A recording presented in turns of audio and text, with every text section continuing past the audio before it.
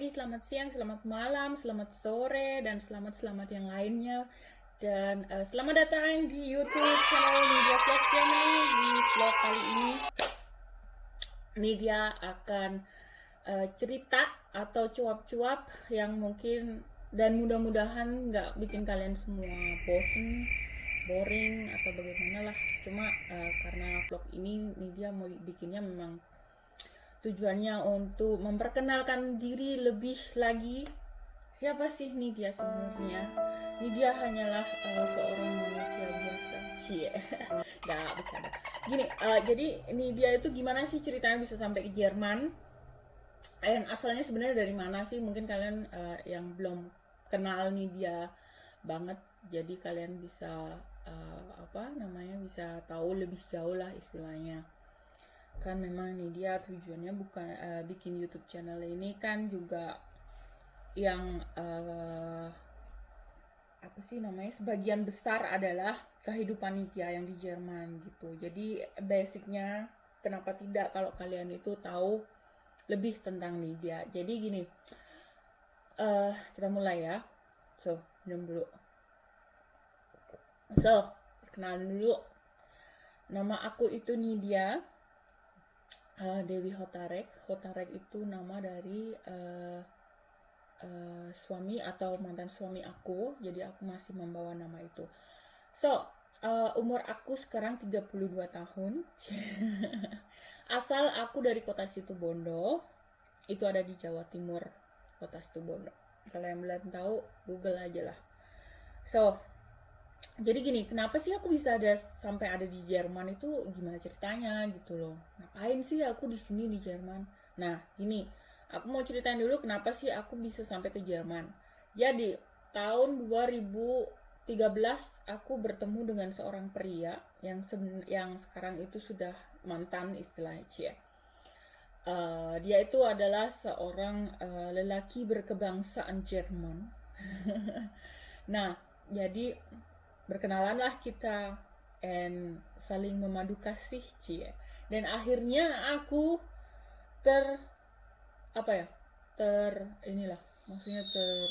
terdampar lah di sini di Jerman ini, di kota Karlsruhe ini. Jadi dia memang stay di sini. Akhirnya 2015 aku mulai dapat izin untuk tinggal di sini. Yaitu karena kan pertamanya sebenarnya basicnya aku mau coba kuliah. Maksudnya kuliah yang benar-benar kuliah, tapi tidak syaratnya terpenuhi karena di sini tuh ada yang namanya Studienkolleg. Itu adalah preparation, jadi kayak persiapan untuk menuju kuliah. Dan itu ada ujiannya. Nah, ujiannya itu cuy, susahnya minta ampun. Dan alhasil aku pun tidak lulus. Tapi it's okay. Masih ada jalan lain. 1000 jalan menuju Roma gitu ya kalau nggak salah peribahasanya ya. Gitulah pokoknya. Jadi aku akhirnya menempuh jalur Ausbildung. Nah, Ausbildung itu apa sih? Jadi Ausbildung itu istilahnya kerja plus studi. Nah, aku juga pergi ke kampus, jadi kayak ada blok-bloknya gitu, jadi aku tetap pergi ke kampus. Dan itu programnya 3 tahun.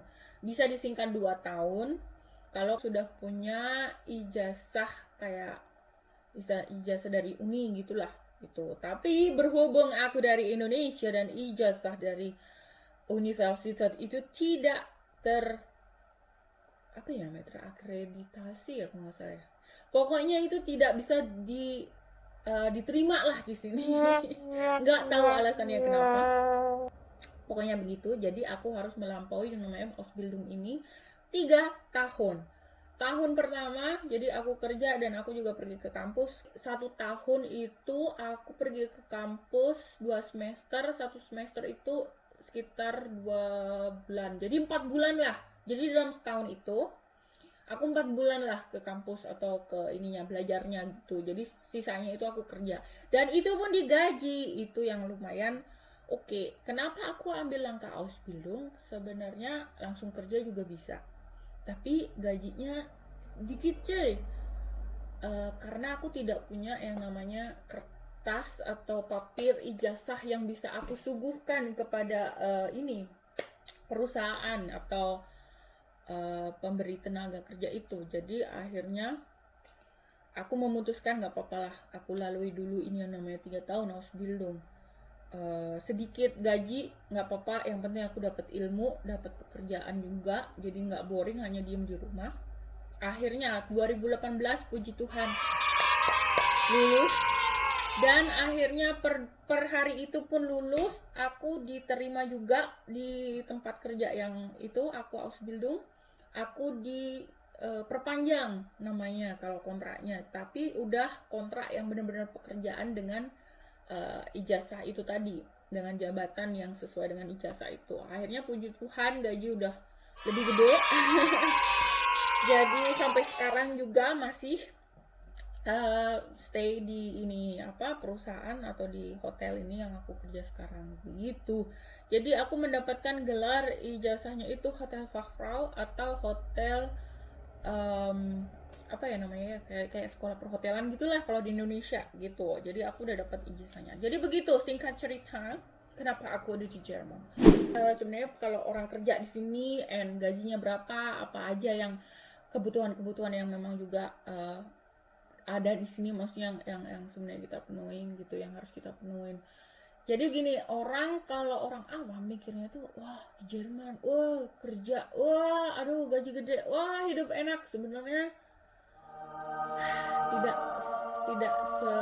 100% seperti itu. Memang enak kerja, maksudnya hidup di Jerman itu enak karena apa? Pemerintahnya itu lebih memenuhi lebih memperhatikan setiap orang yang ada di sini, setiap netizen, kenapa netizen ya? Pokoknya setiap penduduk yang ada di sini gitu. Even aku bukan orang Jerman karena aku belum ganti paspor, aku masih orang Indonesia, aku belum 100% hatiku melepaskan kebangsaanku, jadi aku masih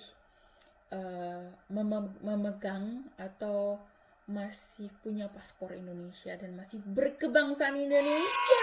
Yeay. Nah, kalau kerja sekarang ke dunia pekerjaan ya.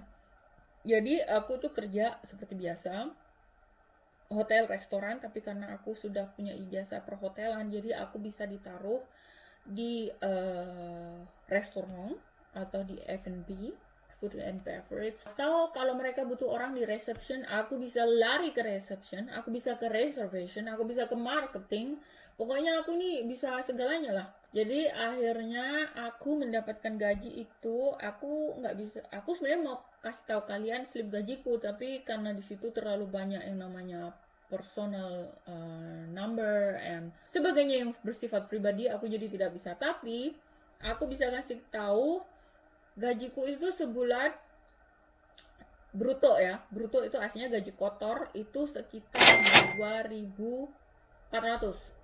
Jadi kalau bersihnya aku terima gaji itu sekitar 1.900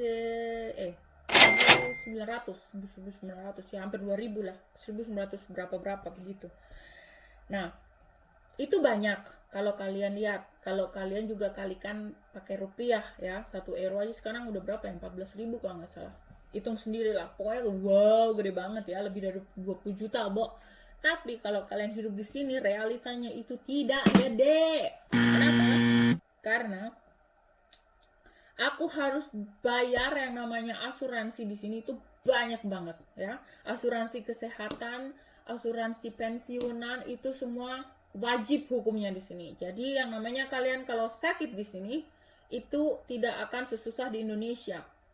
Ya, jadi kalaupun sakit, aku bakal bisa langsung ke rumah sakit. Kalau aku perlu operasi, walaupun aku nggak ada uang 1 euro pun di dompet, aku tetap bisa operasi.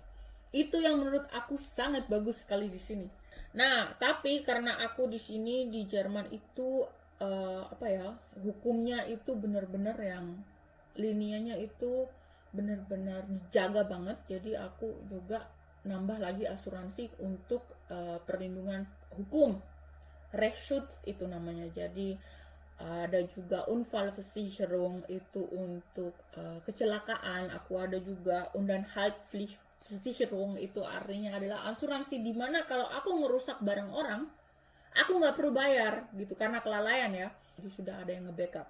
gitu. Tapi yang disengaja ya nggak bisa ya. Jadi aku punya balik lagi ke gaji, aku punya gaji bersih itu sekitar 1.900 atau 1.800 ya aku bilang tadi.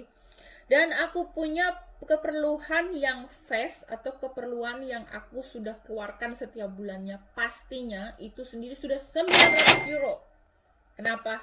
Karena asuransiku itu aku ada daftarnya nih, aku punya daftarnya nih. Nah, jadi aku punya asuransi itu sekitar 150 euro per bulan.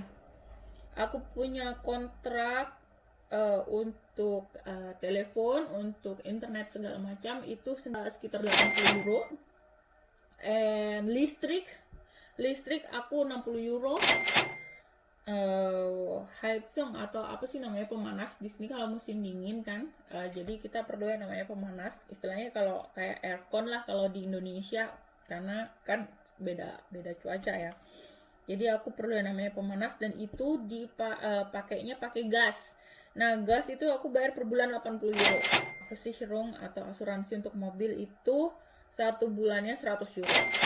Gitu. Nah, terus bayar ini apartemen satu bulannya itu, aku sekarang masih apartemen yang lama.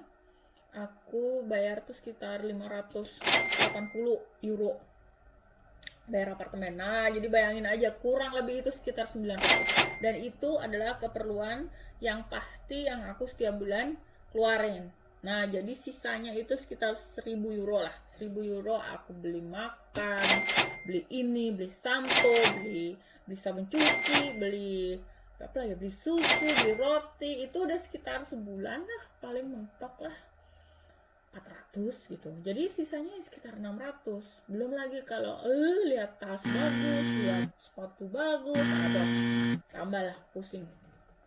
Jadi begitulah teman-teman. Jadi kalau misalkan kalian tuh pikir hidup di Jerman tuh enak gitu kan, ya memang enak sih, maksudnya gaji gede, tapi yang namanya kebutuhan dan biaya hidup di sini itu ternyata lebih besar.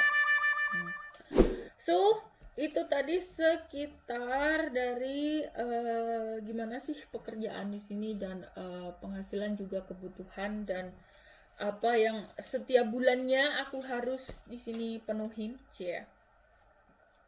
Nah, sekarang aku ada lagi yang mau dibahas ini, mungkin balik lagi ke masalah Indonesia dan Jerman. So, jadi mungkin kalian nanya ya, maksudnya kalian punya pikiran berapa sih tiket ke Jerman, dari Indonesia ke Jerman. Nah, aku terakhir pulang itu September 2019. Aku beli tiket Singapore Airlines itu pulang pergi 980 euro. Nah, kaliin aja dari 1 euro berapa rupiah.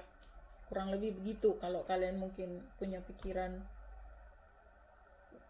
berapa sih ini biayanya, kurang lebih begitu. Dan aku itu pulang ke Indonesia sebenarnya setahun sekali. Tapi karena ini Mbak Corona di mana-mana, jadi terhalang lah sementara. Aku ini sudah setahun nggak pulang. Ya mudah-mudahan tahun depan bisa pulang, semua corona juga udah pergi, and nggak ada lagi yang namanya pandemi inilah, atau corona atau apalah. Ada lagi sekarang pandemi yang baru, aku baru dengar itu di berita. Tapi mudah-mudahan kita semua bisa hidup dengan sehat dan tidak ada lagi musibah-musibah, entah itu di Jerman ataupun di Indonesia khususnya ya. Nah, begitulah teman-teman kurang lebih cuap-cuapku hari ini dan vlog ini untuk kalian semua. Jadi kalian itu kalau misalkan mau kenal lebih dekat, jangan sungkan, jangan malu. Kalau mau tanya-tanya apa aja boleh. Kalau kalian juga mau ke Jerman, mau tanya-tanya tentang visa atau apa, aku mungkin nggak bisa kasih info yang konkret atau yang bener banget, tapi paling nggak aku bisa bantu lah gitu. Kalau toh kalian juga mampir di daerah sini, di kota aku tinggal, kalian bisa kontak, kalian bisa mampir atau mau nginap di sini boleh. So jadi jangan sungkan. Bisa kontak, aku punya Instagram, kalian bisa lihat di descriptionnya itu, lihat dari video ini. atau email mau tanya apa lagi sih, info-info lain yang mungkin kalian pengen lebih detail lagi, pengen tahu lagi tentang Jerman. Ya mungkin mudah-mudahan aku bisa kasih tahu. So jadi begitu saja aku punya vlog kali ini. Semoga kalian bisa mengenal aku lebih jauh lagi dan lebih menikmati lagi vlog-vlog berikutnya ya.